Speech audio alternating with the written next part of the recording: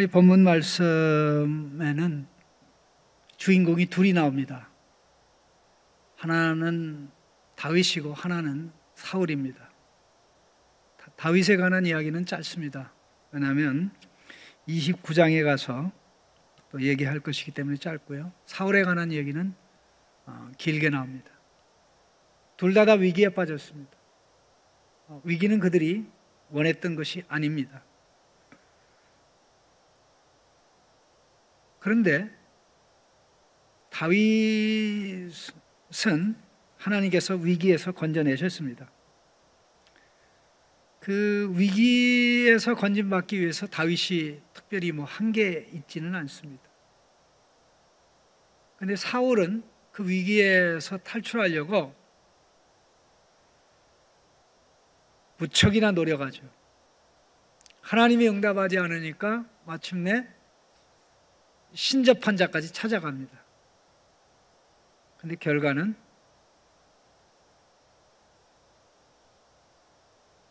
안 좋은 것이었습니다. 똑같은 위기가 왔는데 노력하지 않아도 위기에서 벗어난 사람이 있고, 물론 하나님의 은혜입니다. 엄청나게 노력했는데도 위기를 벗지 못하고 그것이 인생의 마지막 길이 되었습니다. 여러분들은 사울의 길로 가기를 원하십니까? 다윗의 길로 가기를 원합니까? 다윗에게 일어난 일이 여러분에게 일어나길 원합니까? 사울에게 일어난 일이 여러분에게 일어나길 원합니까? 왜 이렇게 다릅니까? 둘 다 죄가 있는 건 마찬가지입니다. 그러나 중요한 것은 가는 길이 달랐습니다. 시편 1편 마지막 절 6절이 대저 의인의 길은 여호와께서 인정하시나 악인의 길은 망하리로라. 자, 겉으로 볼 때 사울과 다윗 누가 더 잘 됐습니까? 다윗은 사무엘의 기름을 부음을 받으면서부터 고생이 시작됐습니다. 골리앗을 쳐 죽임으로 영웅이 되어서 금방 왕이 될 것 같지만 미움의 대상이 돼서 지난 13년여 년 동안을 도망자의 신세로 살았습니다. 처량하기 짝이 없습니다.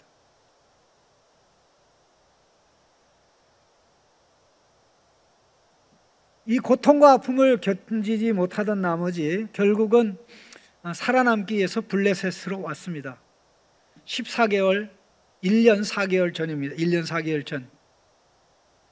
그는 블레셋 아기스 왕에게 투항하고 그 밑에서 망령 생활하면서부터 탈선했습니다. 기도해서 떠났습니다.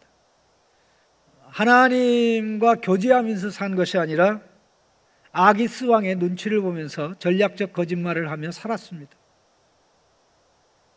그 결과는 아기스 왕에게 굉장히 유리하게 작용했습니다. 물론 그 결과는 다윗이 원했던 게 아닙니다. 다윗은 하나님의 종이지 아기스의 종이 아니었습니다. 다윗은 아기스 밑에서 아기스의 부하로 아기스의 수비대장으로 살 자가 아니었습니다. 왕으로 기름 부음 받아 때가 되면 이스라엘 백성의 왕이 되어야 될 자였습니다. 그런데 잔머리를 굴려서 거짓으로 아기스의 신임을 얻은 결과 아기스는 블레셋과 이스라엘이 마침내 전쟁할 때 다윗에게 명령합니다. 이거는 선택이 아니야. 내 명령이야. 똑바로 알아. 잘 알아들어. 너 전쟁에 참여해야 돼. 노 없어. 이 요청을, 이 명령을 다윗이 받았을 때 사실 다윗은 죽을 맛이었습니다. 그 심정을 2절이 그대로 소개하고 있습니다. 다윗이 아기스에게 이르되 그러면 당신의 종이 행할 바를 아시리이다. 이 말씀만 보면 다윗의 그 느낌을, 이 내적 감정을 전혀 이해할 수 없지만 히브리어 원문을 보면 이게 어떻게 됐냐면요, 당신께서 친히 아십니다. 무엇을 행할 것인지 당신의 종이, 다윗이 할 일에 대해서 그 주어를 언급할 때 아기스 왕을 제일 먼저 강조, 당신이 합니다. 여기 우리 본문에는 생략됐습니다. 당신이 하십니다. 어떤 일을 할지를 당신의 종이, 이렇게 돼 있어요. 이 말은 나 하기 싫은데 할 수밖에 없게 되었습니다라는 그런 뜻입니다. 이걸 통해서 아기스 왕은 다윗을 자기의 영원한 신하로 삼기를 원했습니다. 다윗이 거짓말로 보고할 때마다 잘됐다, 잘됐다. 너는 내 영원히 부하가 되고 말 거야. 네가 계속해서 전쟁할 때마다 유다 백성을 괴롭히니까 너는 결국 블레셋에서 영원히 망명생활할 거야. 그러면 블레셋에서 너는 나의 종이 되어 나의 수비대장이 될 거야. 아기스 왕이 그렇게 기뻐할 때마다 하나님의 마음은 안타깝고 가슴 아프셨을 것입니다. 그 결과 사울에게서부터 죽임당하는 것을 피하기 위해 왔는데 이제는 블레셋 군대와 하나 되어 사울을 대항하여 싸울 뿐만 아니라 이스라엘 백성을 대항하여 싸우니 왕이 되는 것은 물 건너 가게 된 최악의 위기입니다. 이렇게 심각한 위기는 없었습니다. 그런데 하나님은 다윗을 위기에서 건졌습니다. 기도도 안 했는데, 울고불고 회개하지도 않았는데, 사실 회개하는 것은 나중에 나옵니다. 하나님은 블레셋 영주들을 통해서 다윗이 참전을 못하게 했습니다. 여러분들이 참고로 알아야 될 것은 블레셋에는 5 영주가 있는데 영주들의 그 권세가 왕의 권세보다 더 큽니다. 왕은 그 밑에 있습니다. 5 영주가 하나가 되어 다스리는 아주 독특한 나라입니다. 그러니까 영주들이 반대하니까 아기스가 다윗을 전쟁에 참여시키려고 해도 참여시킬 수 없었던 것이죠. 만일 아기스 왕의 권세가 영주들의 권세들보다 셌다면 다윗은 참 비참하게 되었을 것입니다. 그러나 사울은 어떻습니까? 사울은 위기를 맞이해서 두려움에 빠졌습니다. 그러나 가만히 생각해 보면 지난 40여 년간 사울의 인생은 복받은 인생이었습니다. 하나님이 그를 왕으로 삼아주셨습니다. 그리고 지난 40여 년 동안 수차례에 걸쳐서 블레셋과 싸웠는데 단 한 번도 진 적이 없습니다. 물론 다윗이 싸워 이긴 경우도 포함이 되어 있습니다. 심지어는 그가 다윗을 10여 년 동안 추격하고 다닐 때도 블레셋이 어떻게 할 수가 없었습니다. 사울 왕은 부족했지만 부족에도 불구하고 하나님께서 그의 백성 이스라엘을 사랑하기 때문에 사울의 손길을 통해서 블레셋의 침략을 막고 블레셋이 침략에 들어오는 것을 하나님께서 허락하지 않았던 것입니다. 그런데 이제 깊숙이 이스라엘 영토 내에 내륙 깊숙이 들어왔습니다. 전쟁이 일어날 곳은 이스라엘의 하나밖에 없는 곡창지대 이스라엘 평야라는 지역이었습니다. 사울의 군대는 길보아 산의 북쪽에 위치해 있고 남쪽에 위치해 있고 블레셋의 군대는 수넴이라는 길보아 산으로부터 북쪽으로 그 길보아 산과 수넴 사이에는 이스라엘의 하나밖에 없는 평야지대가 있습니다. 이스라엘은 전 지역이 헤르몬 산에서부터 능선을 따라서 부엘세바까지 산이 없는 데가 없는데 유일하게 산 허리가 잘려져 나간 부분이 지금 전쟁이 일어나게 될 장소입니다. 이 곡창지대를 빼앗기면 모든 게 끝납니다. 위기 중에 위기였습니다.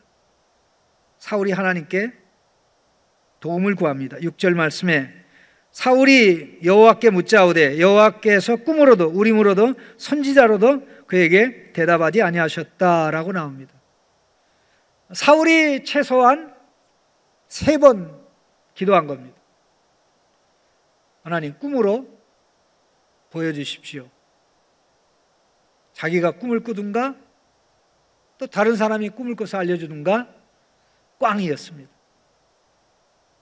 두 번째 방법은 둠님의 방법입니다. 이 둠님, 우림과 둠님인데 이 제사장의 이 어깨에는 흉배가 붙어 있습니다. 흉배 안에는 이 판결의 기구가 있었는데 판결의 두 기구는 우림과 둠님입니다. 우림과 둠님이 있는데 이것을 가지고 이제 하나님의 뜻을 구하는데 이 일을 하는 자가 제사장이었습니다.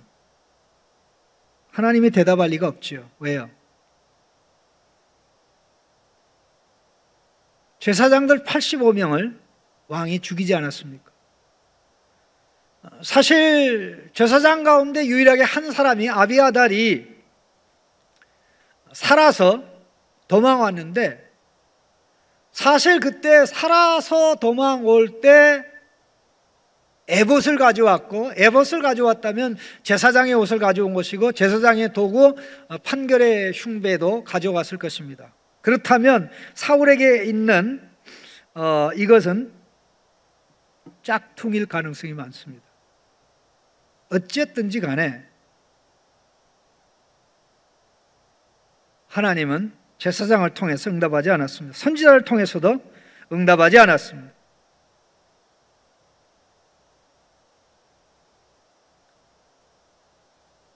왜 하나님 응답 안 하십니까? 사울이 도와달라고 외치는데 왜 하나님이 응답하지 않습니까? 사울은 지난 40년 동안 하나님의 부름에 응답한 적이 없습니다. 하나님이 선지자를 통해서 말씀했는데 선지자의 말을 듣고 돌이킨 적이 없습니다.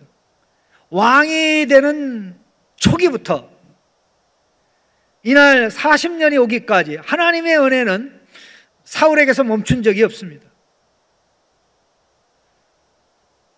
그러나 그럼에도 불구하고 사울은 한 번도 하나님 말씀에 반응해서 선지자를 통해 주시는 하나님의 말씀에 반응해서 무릎을 꿇은 적이 없었습니다. 항상 변명으로 일관했습니다.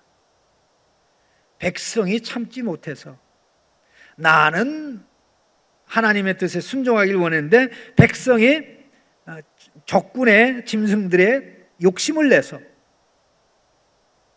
나는 순종하기를 원했는데 백성들이 적 앞에서 흩어져서 내가 이렇게 할 수밖에 없었습니다 하고 변명으로 일관하였습니다.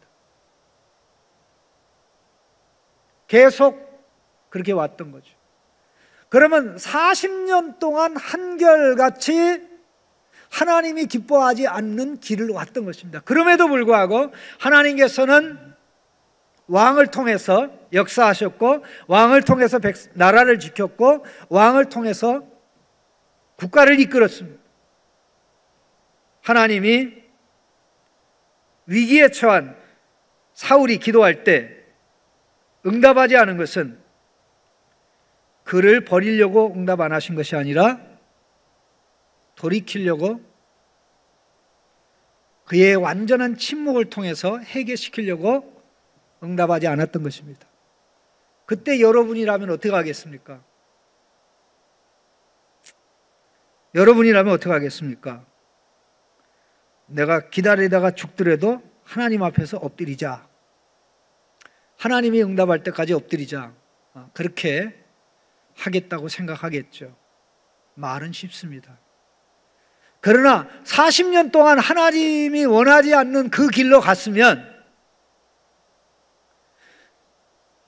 그 길을 한순간에 돌이키는 것은 쉽지가 않은 것입니다.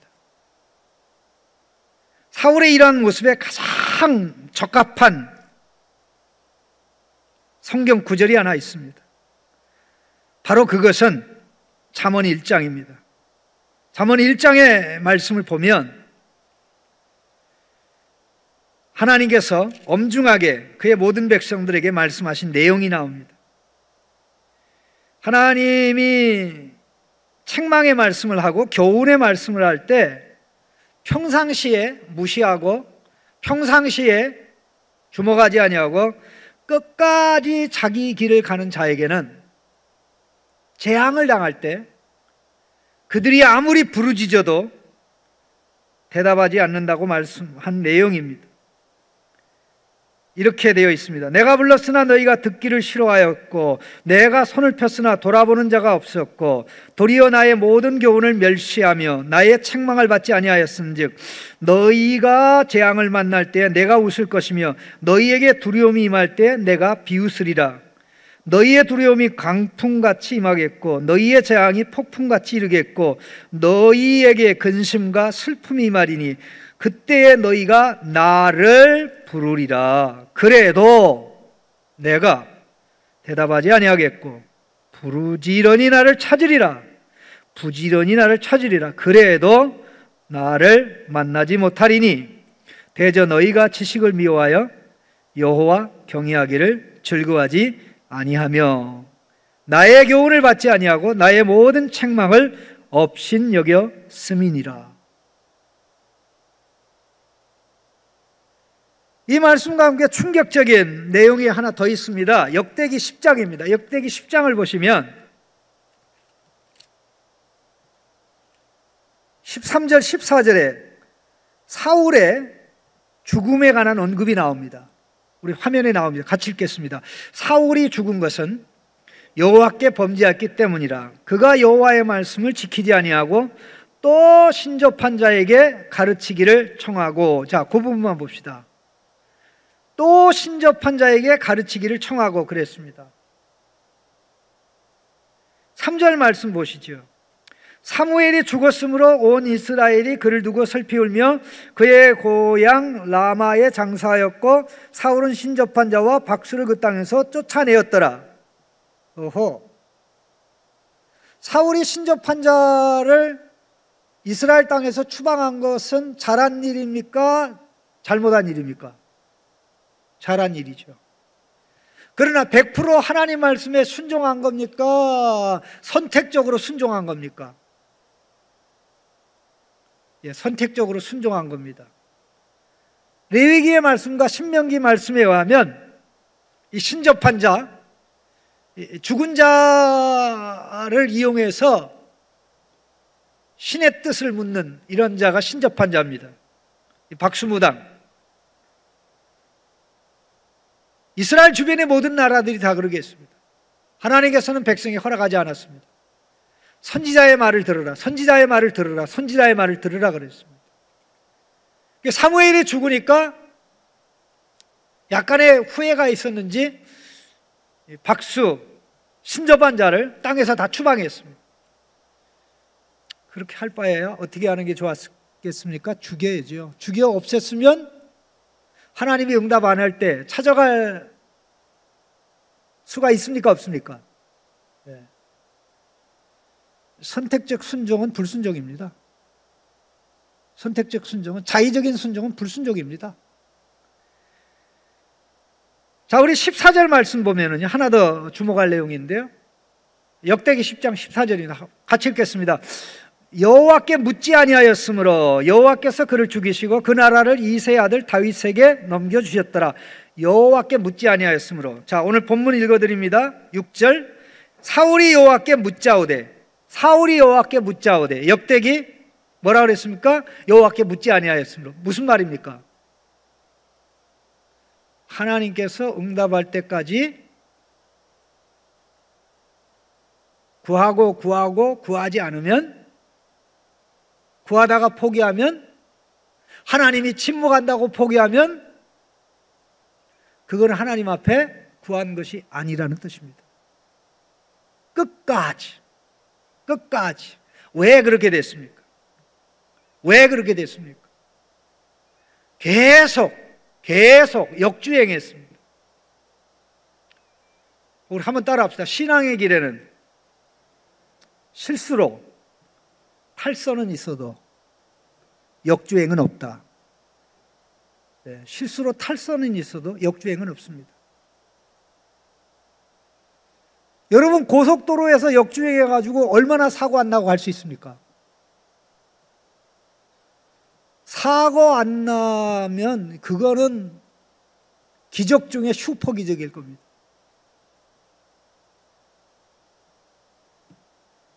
사울 왕이 40년 동안 역주행했습니다. 그래도 하나님이 기다렸습니다. 다윗이 바른 길로 가다가 다윗이 한 게 마지막 순간에 탈선입니다.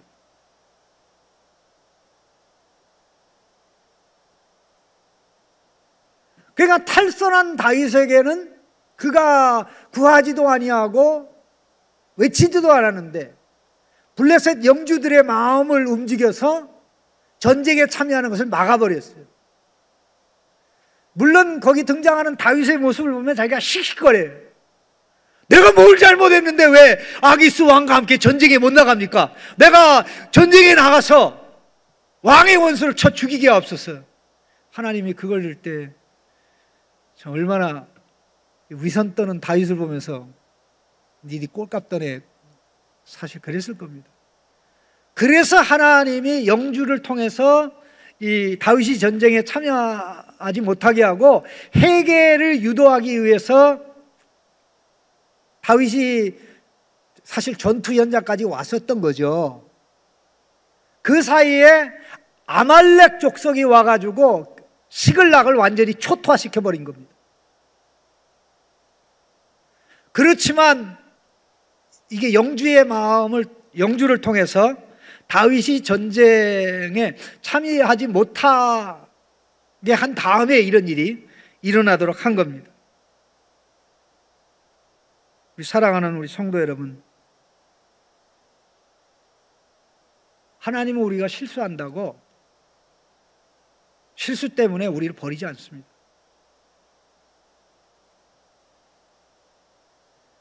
그것이 비록 큰 실수라고 할지라도 고의가 아닌 이상 신앙의 길로 잘 가다가 사고 난 겁니다. 신앙의 길로 잘 가다가 견디지 못해서 나아갈 수 있습니다. 어떤 사람은 죽음을 앞두고요, 여러분 꼭 기억하시기 바랍니다. 이 죽음을 앞두고요, 사탄의 공격이 굉장히 심합니다. 모세가 죽을 때 사탄이 모세를 지옥으로 데려가려고 베라벨 수단을 다 했어요. 그래서 하나님이 미가엘을 보내가지고 못하게 막았거든요. 모세도 그렇게 했다면 그 마지막 순간에 우리의 정신이 약하고 우리의 의식이 약하고 의지력이 약한 가운데 자칫 잘못하면 내가 평생 믿었던 예수님 모른다고 할 수도 있거든요. 그게 가능합니다. 그때 하나님이 성도를 지키고 마음속에 계시는 성령님이 지키셔서 예수님을 부인하지 아니하고 그러게 되는 거지, 내가 그 상황에서도 정신이 멀쩡하고 의식이 멀쩡해서 끝까지 신앙의 길로 가는 것도 아닙니다. 그래서 중요한 게 늘 평상시에 아들의 길, 딸의 길, 하나님의 자녀의 삶을 살아가는 게 이렇게 중요한 겁니다. 그러나 사울의 경우는 계속 역주행 이렇게 했어요. 벼랑 끝에서 그래도 하나님의 회개를 요청했는데 회개가 안 되는 거 있죠. 회개가 안 되는 겁니다. 그렇기 때문에 오늘 하나님께서는 성찬에 참여하는 우리가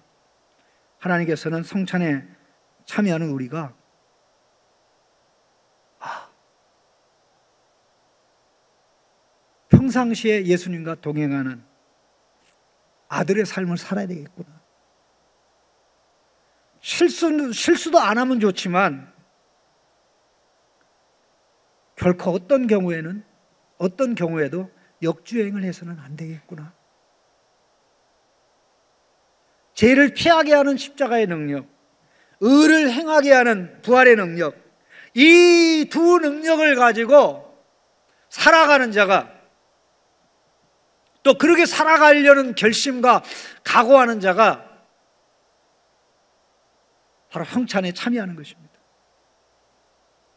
오늘 성찬에 참여하는 가운데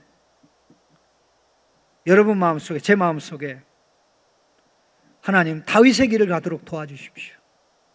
다윗의 길을 가도록. 다윗과 같이 될 필요는 없습니다.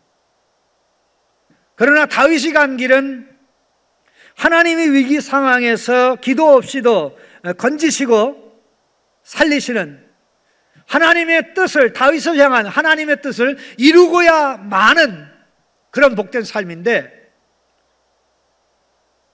평상시 실력이 계속 진행될 때 마지막 순간에 내가 실수하더라도, 실수하면 하나님이 나를 살려주니까 한번 고의로 실수하면 안 됩니다. 고의로 하는 건 실수가 아닙니다. 계속 역중해서 가면 천하의 장사도 소망은 없습니다. 하나님은 오늘 우리 모두가 사울의 길이 아닌 다윗의 길로, 악인의 길이 아닌 예수님의 길로, 의인의 길로 가기를 원하십니다. 기도하겠습니다.